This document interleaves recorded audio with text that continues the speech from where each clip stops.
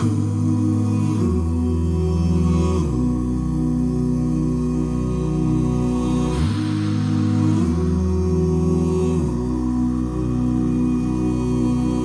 you ever felt like nobody was there? Have you ever felt forgotten in the middle of nowhere? Have you ever felt like you could disappear? Like you could fall and no one would hear?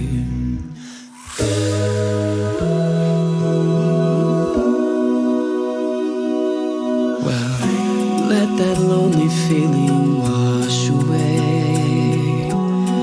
Maybe there's a reason to believe you'll be okay.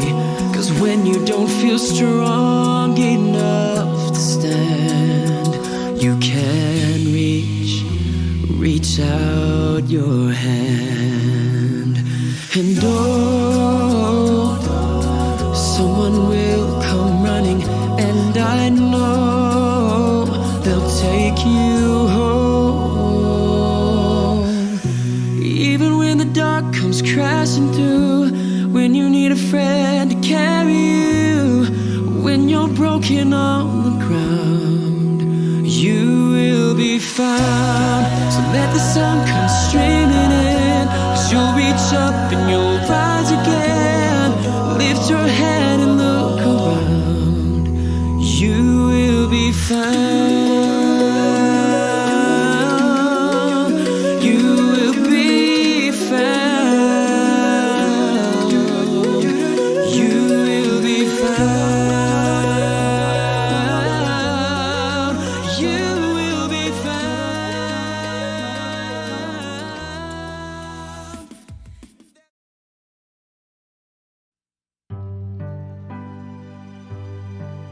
She is a dog who came to the United States from Lebanon. They had her for a short time, and then she got spooked by a sound near her house and was able to escape the property.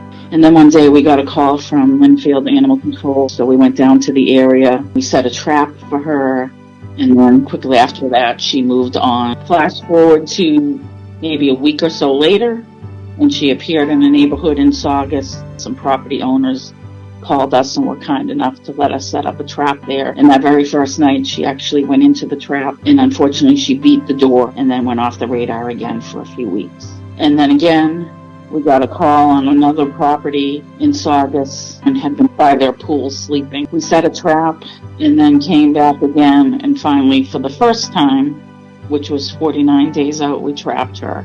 And this particular home had just recently lost their dog, Holly. And I think for them, it was very healing for them to be able to help bring this dog back. We had so many people participate in that, but Saugus Animal Control, Linfield, Everett, State Police, I mean, so many entities. Unfortunately, Aria is so terrified of people that she escaped a few more times, and so we had to trap her a few more times. Flash forward to April of this year, and we got a call from her owner that she had escaped again. Many calls to various towns, police, animal control, Danvers, Topfield, Groveland, Georgetown, Ipswich. I mean, she was all over the North Shore. One afternoon late, we got a call from a family. Had her sleeping under their apple tree in their yard all day long. So we went to the area. I walked around the corner with her, feeding her. And then I said, shut the gate. And so the gate was shut. She started to become a little bit frantic at that point, trying to find her way out. And I just followed her throughout the yard. She calmed down a bit. And then one of our volunteers came, who happens to run a business, a doggy daycare business. Throughout these weeks of her being missing, the family kind of came to terms, unfortunately, with the fact that due to their illness and so forth, they weren't equipped to keep caring for her. So then the search started to partner with rescue or somebody who might be able to take her on, knowing the flight risk that she is.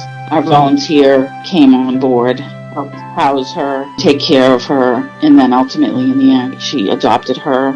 So with her adoption, we kind of decided maybe, her new owner really decided maybe she needs a new name, a new lease on life. So she's now become Annie. To see her kind of come out of her little shell is really rewarding. Her ending is a happy one, and we were thankful to be a part of it.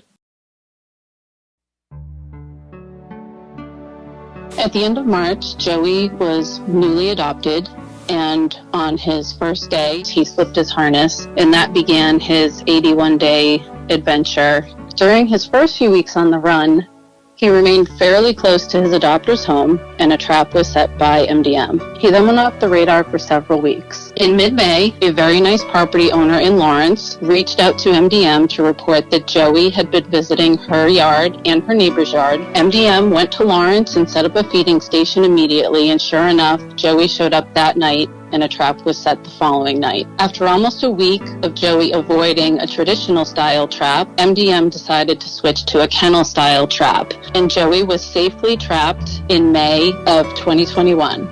But he did not stay trapped for very long. He instantly began looking for a way out of the kennel trap, and in the 15 minutes it took for the nearest MDM volunteer to arrive on scene, Joey had scaled the trap and broke through the netting. Based on camera footage we have, we know we missed Joey by 2 minutes.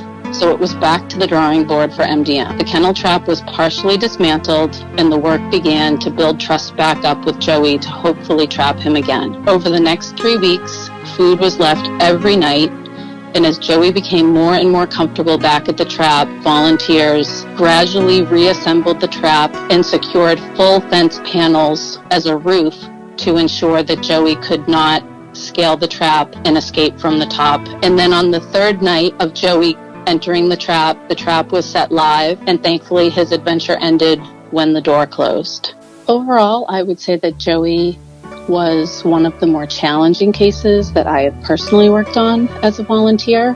Previously, I had only had to use a kennel trap on one other dog. And the other thing that made Joey a bit of a challenging case is that some well-meaning people really tried to help. And I think what people sometimes don't understand is that when a plan is in place, just leaving the dog alone and letting the dog go into the trap is really what's best for the dog.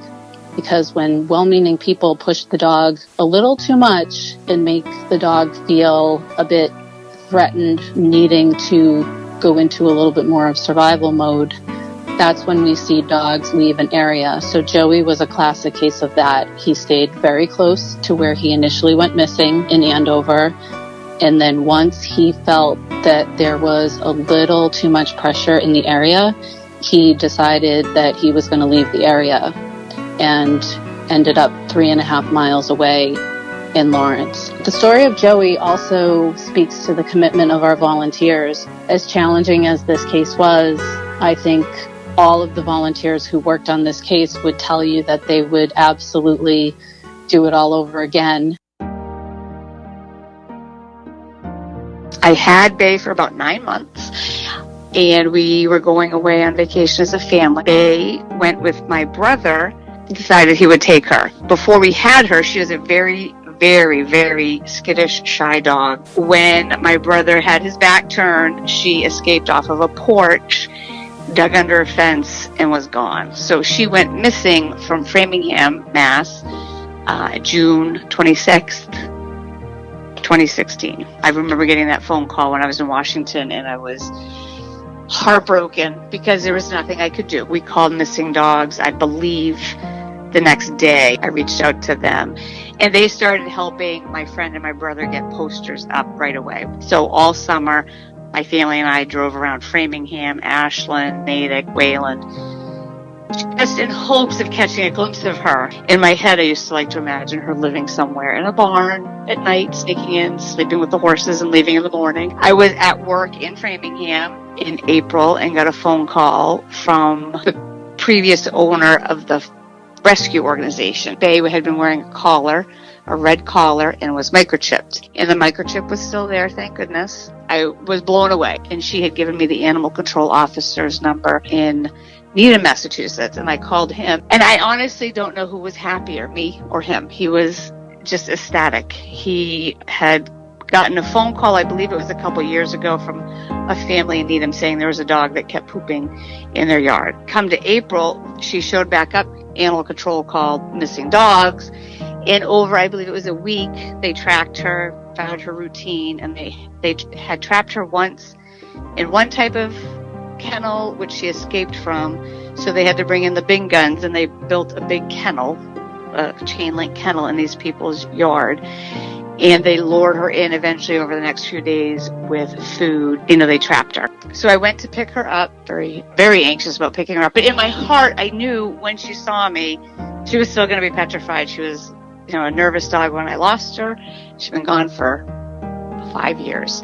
There was no recollection of who I was. Her eyes were just searching for the nearest escape. I sat with her in the car for a little while. I petted her. She calmed down a little bit. So then I brought her in the house. Once she was in the house and she saw the other dogs and I lay down on the floor, she started to come over to me, and then her tail started wagging when my daughter came home that afternoon. She walked in the door. It was immediate recognition. She was jumping all over her and so happy to see her. So I do know that she remembers us. It just took her a little while to get rid of her fear. I feel incredibly fortunate to have had so many people in the end looking out for her and helping, the Needham Animal Hospital, the missing dogs in Massachusetts. I think about it all the time. It's just a crazy story. And I used to imagine in my head what it would be like if I ever got her back. And I think it's better than I imagined.